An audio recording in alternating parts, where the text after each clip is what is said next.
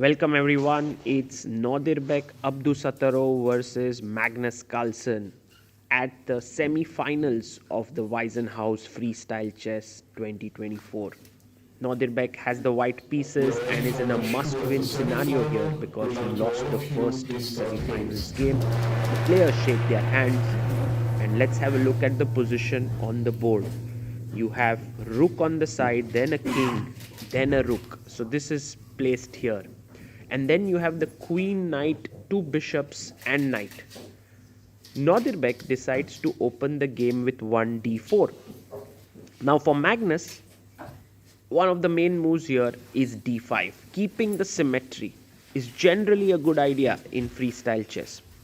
But Magnus can also play some other interesting moves like a pawn sacrifice e5. But he decides to go for the Dutch defense with f5. And this makes sense. Dutch defense is just a name because of the moves. But in this very position, it opens up the bishop. Now, Abdusattorov has taken the center with c4. Both the pawns are backed by two major pieces. Magnus instantly breaks with c5. Very bold and brave play. If you take the pawn, he wants to push and take central control and then later chop this with the bishop. And of course, Abdusattorov doesn't go for it. He goes e3. Something to remember here is d5 would be a bad move because then this bishop could come on this diagonal, the knight comes out here and it's not so good. So e3 played, Magnus goes d6 and Abdusattorov plays his pawn to f4. Very unusual play here. But that is how Chess 960 and freestyle games are. Knight comes in and Magnus says, hey Nodirbek, you have a weakness here on the e4 square. Have you forgotten about it by pushing your pawns? Well, Nodirbek doesn't care for it. He plays his knight to f3. Now, one of his knights doing well. Bishop is also doing well here. But if there's one piece that is not doing well, it's this bishop on g1. It's hitting granite for the time being. And that's the thing about freestyle chess. You have to care about each and every piece of yours. Knight comes to f2. Now, one of the plans can be to play h3, g4. The other one can be bishop d3 and e4. Let's see what he does. But Magnus is very careful with each of his pieces. Bishop active, other bishop active. Knight will come in via f7. Nodirbek does go h3 and we can see he's building the plan of going g4. Now Magnus brings his knight to f7. If you notice, the players haven't touched these four pieces. They are just playing with their minor pieces and on the right side of the board.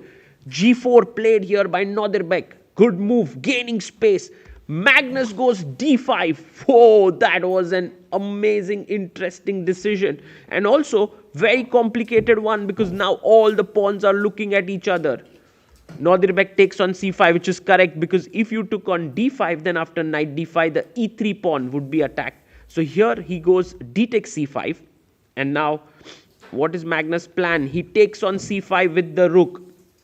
Very important moment here. Nodirbek can go all out with b4, trying to push the rook away and then push and gain space. Maybe Magnus can also sacrifice an exchange here. It's also possible. But Nodirbek doesn't play b4. He goes knight e5 and this is a mistake. This is a mistake. Let's see if Magnus spots it. He takes, pawn takes, and now an important move incoming, which is to put your knight on e4.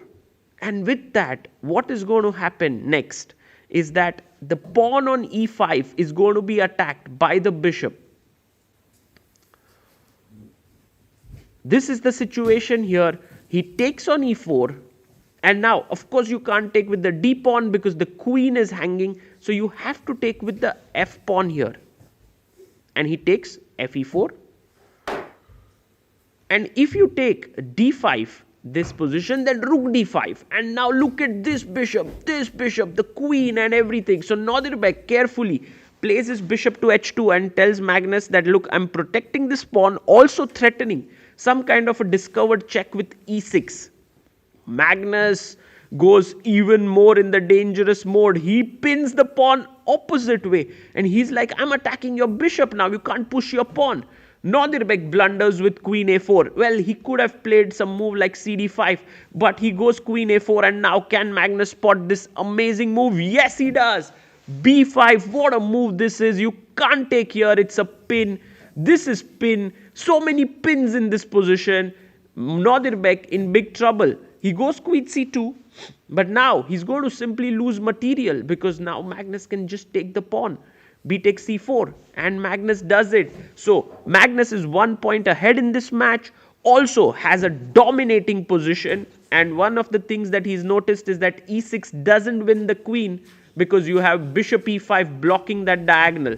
Queen c3 played by Nodirbek, trying to defend his e-pawn, but it's already a very, very tough scenario. Bishop comes in to e6. Now you can see the famous Magnus approach, which is to bring all the pieces into the game, which he does so beautifully well. Bishop e2 played, and now can we bring this rook, which is not in the game? How do we manage to do that? Well, he goes king b7, and he wants to open up the rook. Let's get ready for some unusual move that can happen here, because now the king can actually jump to g1. Look at that huge kingside castling move. It's not a short castle, guys. It's a long castle. The king moved from b1 to g1 and the rook moved over. Magnus, of course, is fine with that move. The only reason why this move is actually very interesting is because now both kings are on the opposite side and anything can happen, and you can see Nodirbek pushes his a-pawn and will be looking to create some play on that side, but Magnus stops him right in his tracks with a5. Rook b1. If white can manage to go b3, that would be great. So Magnus may want to stop that right in its tracks. Yes, queen b3 played. He's doing it really well, and also it helps that you have the drawing option on your side. That just makes your position so much better, because now you can see Nodirbek, once the queens are traded, there's going to be absolutely no chance to win this position. A move like bishop h6 is very strong, but of course Magnus just needs a draw, and so he is more than happy to draw this position.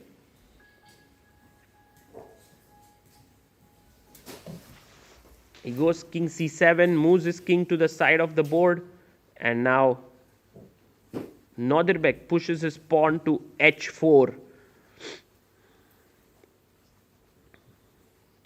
Well, how should Magnus kind of finish off this game? Should he play for a win? Should he play for a draw? These are some of the questions. A draw would mean he moves to the finals. A win would mean that he is just asserting his dominance in this tournament. And that's the thing about Magnus. If you notice, in all events that he plays, he's shaky in the first few days. Even at the World Cup, FIDE World Cup in Baku, which he won in 2023, he was a bit shaky at the start.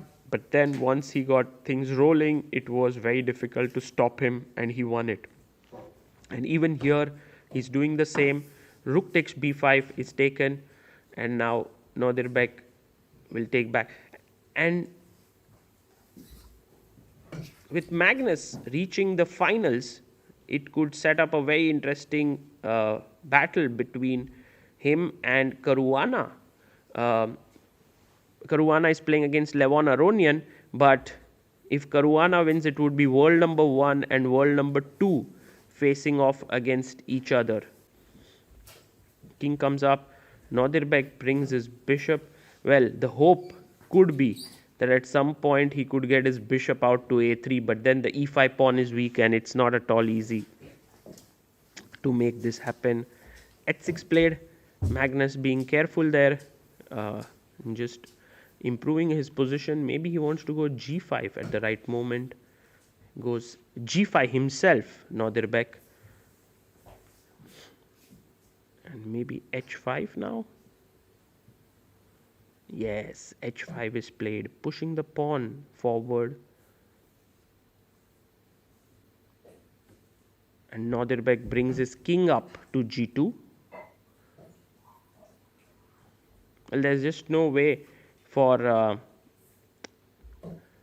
white to do anything here because his dark squared bishop is fixed to defending this pawn.